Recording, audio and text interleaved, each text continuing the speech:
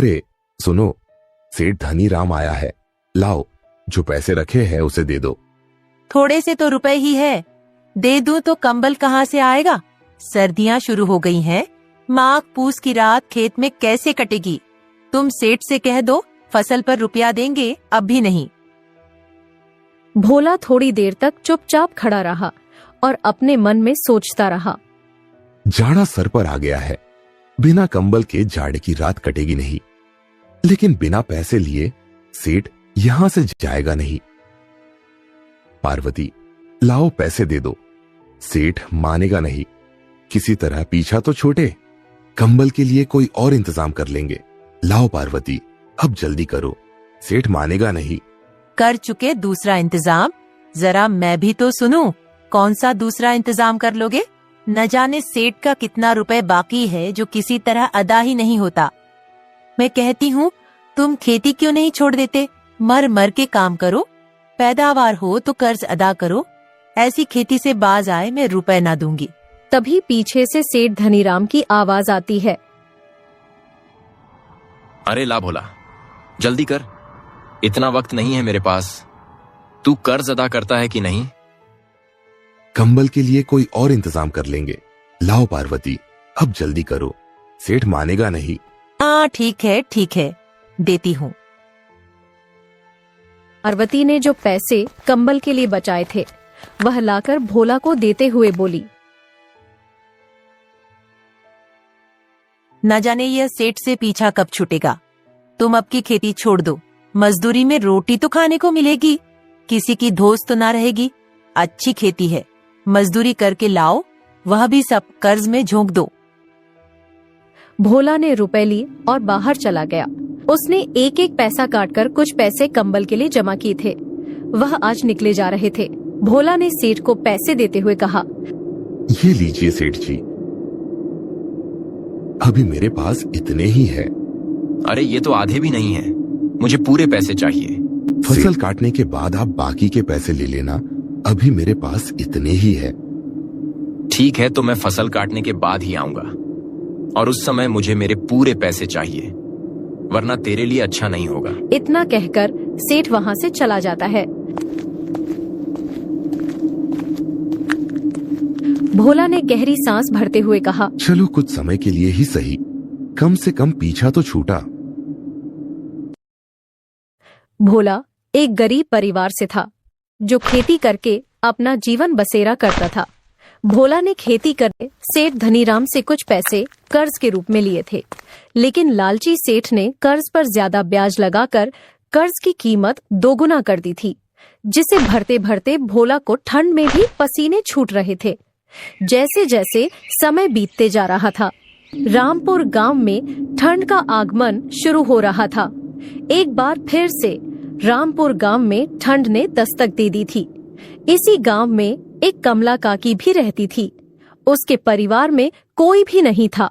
वह अकेले ही गांव से गोबर इकट्ठा करके और उसके उपले बनाकर गांव-गांव में बेचा करती थी। उसी से उसका गुजारा चलता था। हे भगवान, आज तो बहुत ठंड लग रही है। हे भगवान, इतनी ठंड में मैं काम कैसे करूं? ठंड से ठिठुरते हुए कमला काकी गांव तक पहुंच गई। मेरे हाथों के बने उपले ले लो, एक उपले में पूरा खाना बनेगा। ले लो रे उपले, ले लो, मेरे हाथों के बने उपले ले लो। आज तो कोई उपले लेने ही नहीं आ रहा, ठंड भी बहुत लग रही है। लगता है आज खाली हाथ ही घर लौटना पड़ेगा, मगर लौटूं कैसे? घर में खाने को कुछ नहीं है। उपले बिके तो कुछ पैसे आए, बिना पैसे खाना कहाँ से आए? अरे काकी, रुको जरा, मुझे भी अपने भारी भरकम उपले देती जाओ। हे भगवान, बाहर तो बहुत ठंड है, काकी जरा जल्दी कर दो। हाँ बेटा, अभी करती हूँ। ये लो अपने उपले। काकी पैसे कल ले लेना, अभी मेरे पास छुट्टे नहीं है। बेटा पैसों की ही तो जरूरत है, कुछ भी दे दो। काकी यह लो, मेरे पास ये कुछ चावल है, अभी इसे ही रख लो। ठीक है बेटा, ला दे, आज इसी से मेरा काम चल जाएगा। उपले बेचकर कमला काकी घर को निकल पड़ती है। तभी ठंडी हवा की लहरें जोरों से चलने लगती है।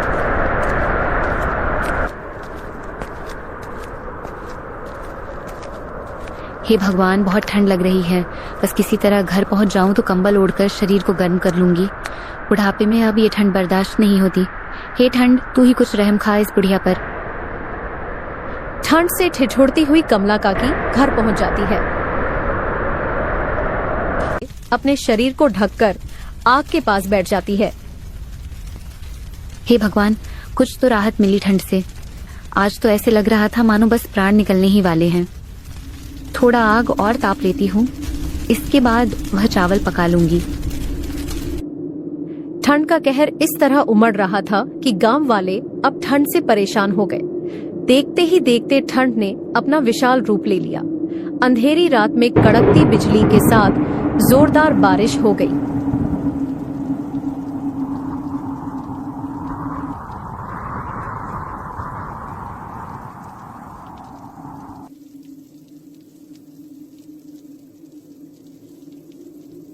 हे भगवान, इतनी ठंड में यह जोरदार बारिश तो हमारी जान ही ले लेगी। अब तो कुछ दिन घर में ही रहकर गुजारना होगा। बाहर तो सर्द हवाओं का पहरा है।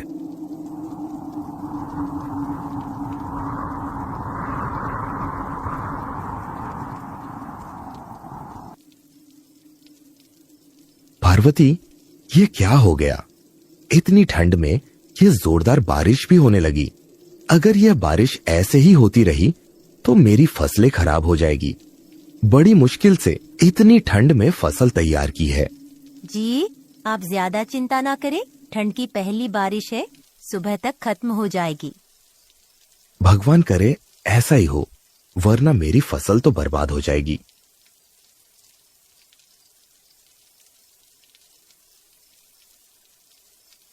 पार्वती, ठंड बहुत बढ़ गई है। जरा कुछ कंबल हो तो निकाल लो। अब कंबल कहाँ से लाऊं? जो कंबल के पैसे बचा रखे थे वह तो सेठ धनीराम ले गया। अब घर में ओढ़ने के लिए बस एक फटी चादर है, जिसे मैंने बच्चों को ओढ़ा दिया है। अब घर में कोई कंबल नहीं है। हे भगवान, ये कैसे दिन देखने पड़ रहे हैं। इतनी कड़कती ठंड में ओढ़ने के लिए एक कंबल तक नहीं है। एक काम करो पार्वती, जरा अंगीठी जला दो, थोड़ी गर्माहट तो मिले इस ठंड में। पार्वती ने अंगीठी जलाई और सबने बैठकर आग की गर्माहट ली। पूरी रात बारिश होती रही। बारिश ने तो ठंड में तापमान बिल्कुल ही गिरा दिया। लगातार 3 दिन तक बारिश होती रही। बारिश ने रुकने का नाम नहीं लिया। 3 दिन बाद बारिश रुकी, तब लोगों ने अपने खेत में जाकर देखा। भोला की खेत की सारी फसल खराब हो चुकी थी। हे भगवान, ये क्या हो गया? मेरी फसल बर्बाद हो गई। अब इतनी कड़कती ठंड में हम क्या करेंगे? एक फसल ही तो हमारा सहारा थी, वो भी बर्बाद हो गई। परसों सेठ भी अपना पैसा लेने आएगा और अब तो मेरे पास कंबल खरीदने तक के पैसे नहीं है। हे भगवान, इस भरी ठंड में हमारी सर्दी भरी रातें कैसे कटेगी? भोला घर पहुंचा। पार्वती, तुमने अंगीठी जलाई है क्या? आज ठंड के साथ तेज हवा भी चल रही है। जी, मैंने जला रखी है। ठंड से हाल बेहाल है।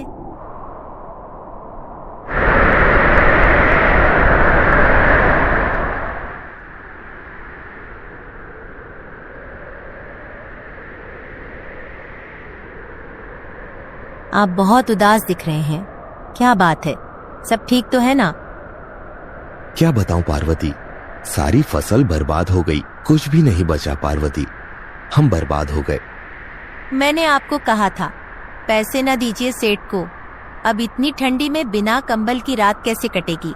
एक तो यह खिड़की भी टूटी है। ठंडी ठंडी हवा घर में घुस रही है। बच्चे भी ठंड से ठिठुर रहे हैं। बस एक इस अंगीठी का ही सहारा है। अंगीठी की भी लकड़ियां खत्म होने वाली है। लगता है हम ठंड से मर ही जाएंगे। चिंता मत करो पार्वती, मैं अभी जाकर जंगल से कुछ लकड़ियां ले आता हूँ। नहीं, जंगल मत जाइए, बाहर ठंड बहुत बढ़ गई है। आप एक काम कीजिए, रामू काका से कुछ मदद मांग लीजिए। कुछ लकड़ियां उनके घर से ले आए। रामू काका सबकी मदद करते हैं, हमारी भी जरूर करेंगे। ठीक है पार्वती, मैं अभी रामू काका के घर से लकड़ियां लेकर आता हूँ। कम से कम रात तो कटेगी। इतना कहकर भोला रामू काका के घर की ओर चल पड़ता है।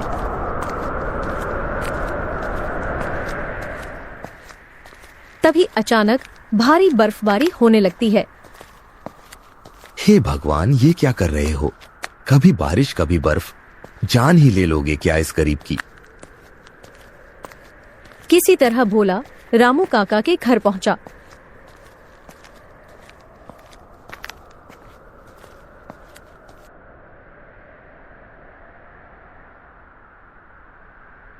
काका, कुछ लकड़ियां दे दो। अभी बहुत ठंड है तो जंगल नहीं जा पाऊंगा।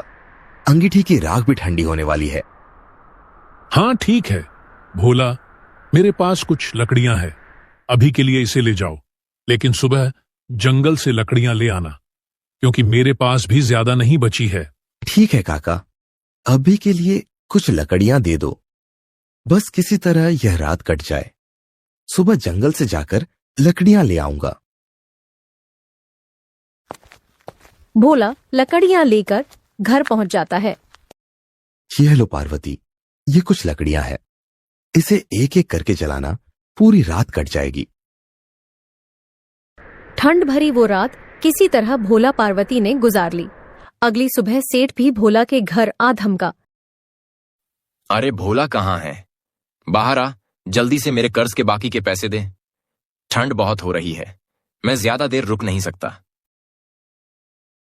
भोला निराशा भरे मन से बाहर आता है। सेठ जी, मेरी फसल बर्बाद हो गई है। मेरे पास अब एक भी पैसा नहीं बचा है। सेठ जी, कुछ दिन रुक जाइए, फिर मैं कहीं से मजदूरी करके आपकी कर्ज को चुका दूंगा। अरे अब तेरे बहाने और नहीं चलेंगे, मुझे मेरे पैसे चाहिए। और अगर तू कर्ज के पैसे नहीं दे सकता तो अभी से तेरा घर और तेरे खेत दोनों मेरे हुए।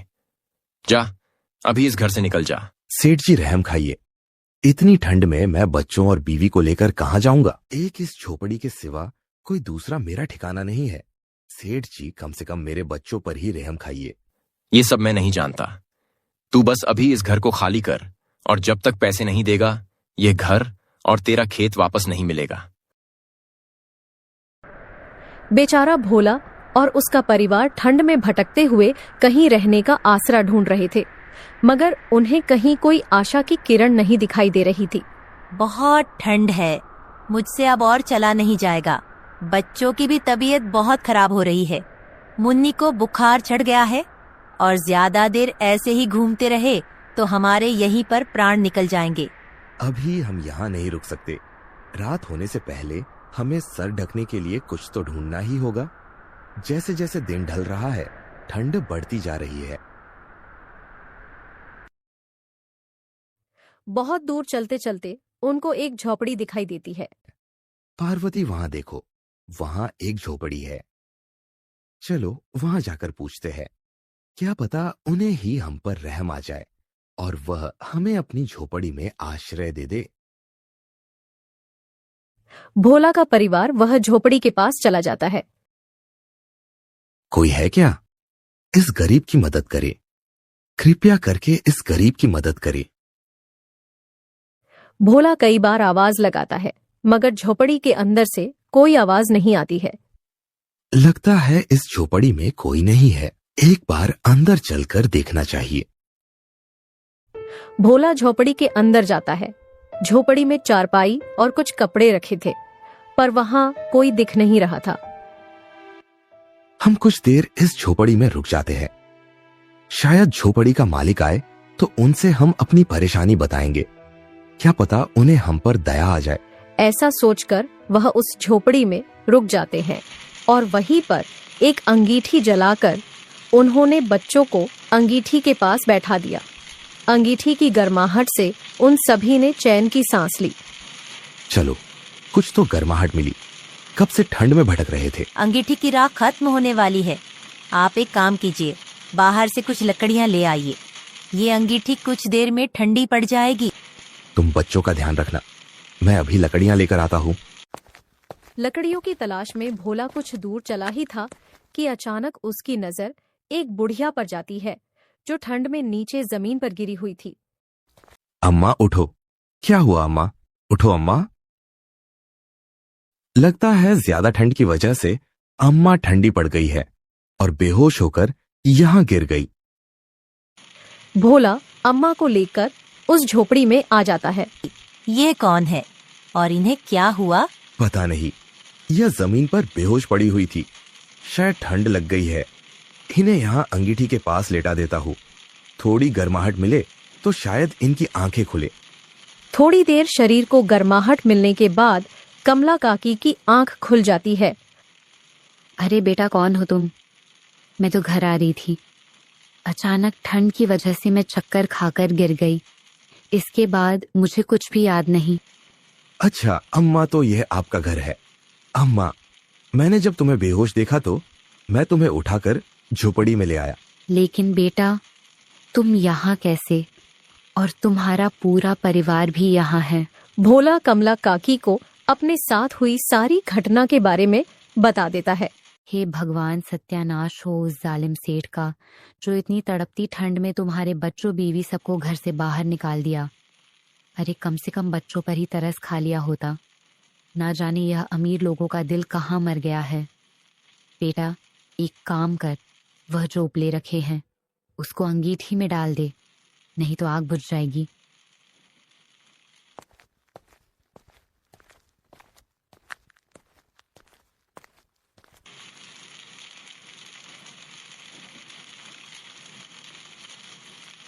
तुम चिंता मत करो बेटा, तुम जब तक चाहे मेरे साथ रह सकते हो। मेरा तो वैसे भी कोई नहीं है और मेरे हाथ पैर भी काम नहीं करते। ये ठंड मुझसे अब बर्दाश्त नहीं होती। इससे अच्छा तो भगवान ही उठा लेता मुझे। अम्मा, ऐसा क्यों बोलती हो? मैं हूं ना, और पार्वती भी है। अब से हम आपका ध्यान रखेंगे। सदा खुश रहो बेटा। लगता है भगवान भी यही चाहते हैं कि तुम मेरे साथ रहो। ठंड भरी रात वह सभी मिलकर किसी तरह गुजार लेते हैं। अगली सुबह गांव में हल्की धूप निकलती है। लोग बहुत खुश होते हैं और सभी घरों के बाहर आते हैं। सभी बाहर बैठकर धूप लेते हैं।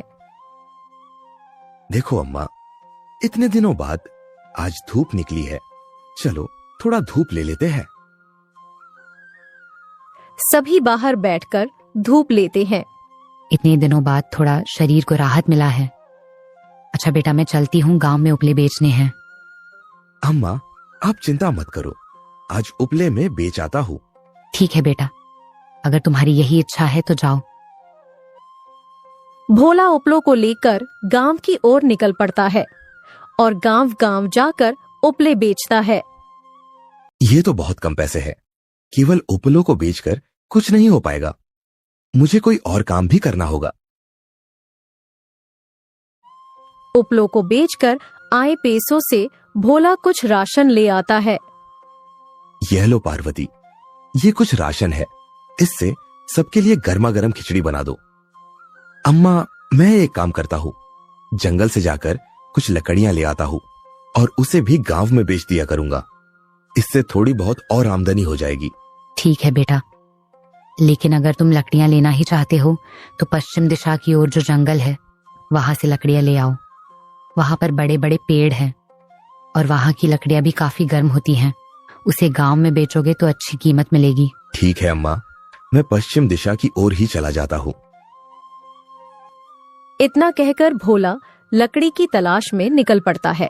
जंगल के काफी अंदर जाने के बाद भोला को खूब मोटे घने पेड़ दिखाई देते हैं, जो और पेड़ों के मुकाबले काफी मोटे और लंबे थे। भोला वहां से काफी सारी लकड़ियां काटकर ले आता है और गांव-गांव जाकर बेचता है। सारी लकड़ियां बेचने के बाद भोला घर आ जाता है। भोला ने कुछ लकड़ियां घर के लिए भी बचा ली थी।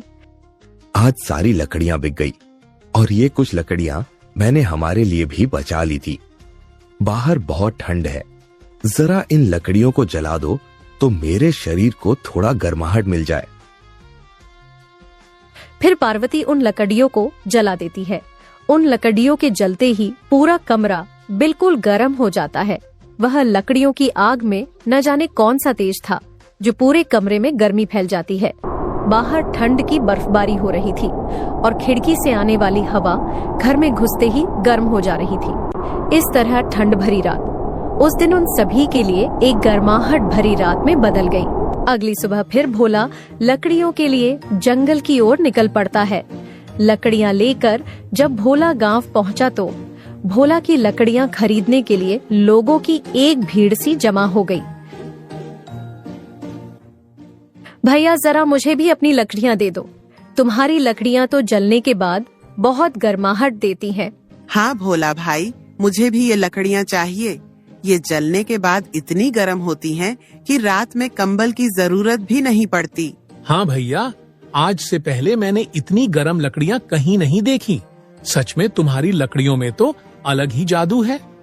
उस दिन बोला कि सारी लकड़ियां चुटकियों में बिक जाती हैं और उसकी काफी अच्छी आमदनी होती है। राशन लेकर बोला घर पहुंच जाता है। इस बार राशन बहुत ज्यादा था। वह लकड़ियां बहुत अच्छी कीमतों पर बिकी है। गांव पहुंचते ही लकड़ियों की तो मानो जैसे लूट ही लग गई थी। अब हम इन लकड़ियों को बेचकर अच्छे पैसे कमा लेंगे। हाँ बेटा, ये बहुत पुरानी लकड़ियां हैं। बहुत समय पहले मेरे दादा परदादा उसी जंगल में रहा करते थे। वहाँ के ज्यादातर पेड़ उन्हीं की देन है। इस तरह भोला लकड़ियों को बेचकर काफी अच्छे पैसे कमाता है और कुछ ही समय में भोला सेठ धनीराम का सारा पैसा लौटा देता है और साथ ही अपना घर और खेत दोनों छुड़वा लेता है। अब भोला और उसका परिवार वापस अपने घर में आ गए थे।